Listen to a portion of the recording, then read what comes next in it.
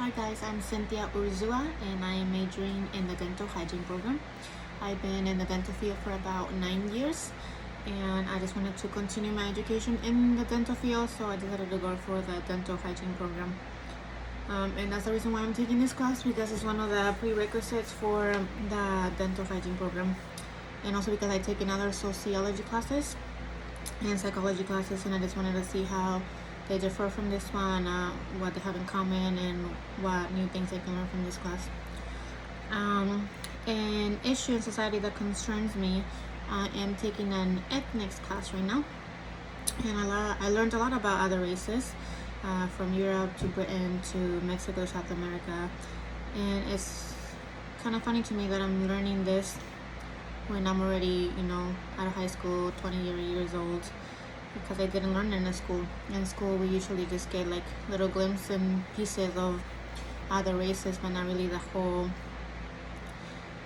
spectrum of the races that make up the United States. I learned a lot of new things, and right now we're talking about in our discussion board, how would the United States be different if we would have taught ethnic classes back then? We would have taught people or kids about other races, that maybe they would not have been so much racial discrimination or segregations in school because of color or because of race.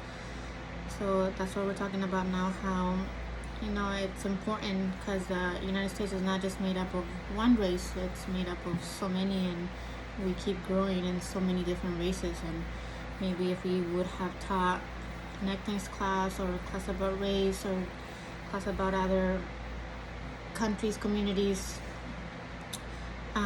we would have been a little more appreciative of other people, and seeing that they had similarities with us, that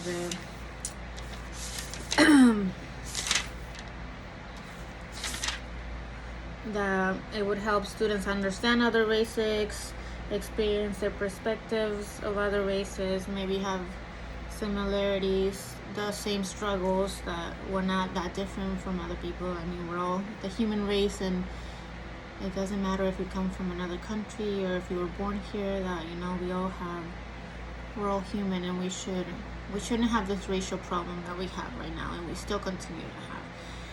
So that's one of the issues in society that concerns me. The person I picked for the 56 and Up movie was Neo.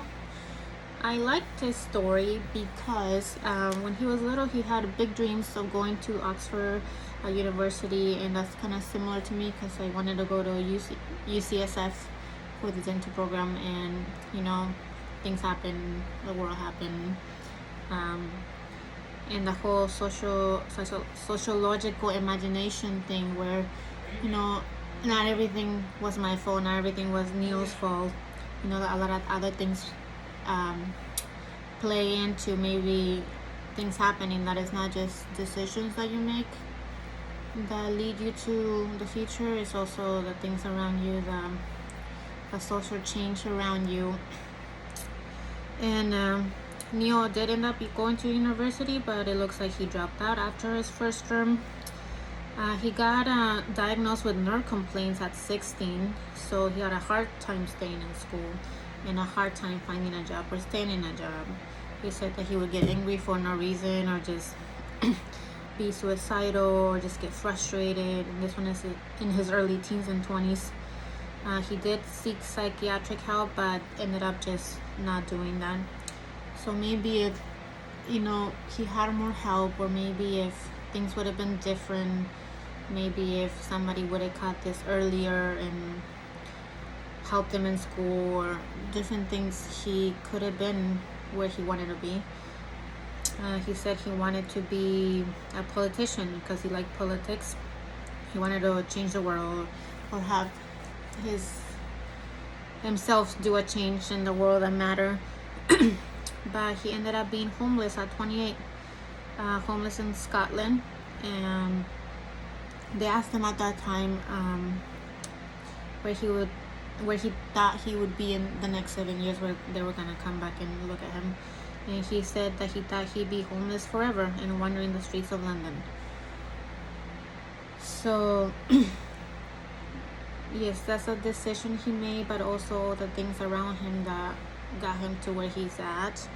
Like I said, maybe he had a little more help, like all the psychiatric places we have to help people, or the doctors and stuff, or maybe medication would have made it better. But he did end up moving to London, and he did end up being in a Liberal Democratic council. And then at 49, he left and moved to Cumbria, England, where he was in another council in the local district. So by 56, he was advocate for his community. He was doing little things like, advocating for bathrooms in a park. And even though it made him happy, he still wanted to do a little more, but that at least paid his bills.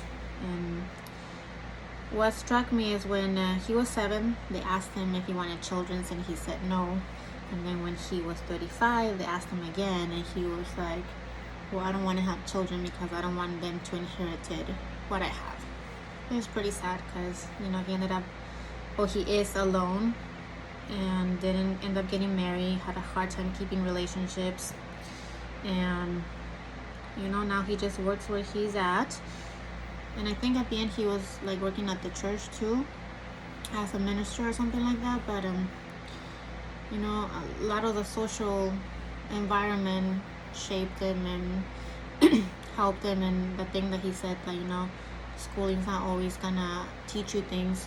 Life will teach you things, and you have to learn as life goes. And that's pretty much what he did. But yeah, that's me.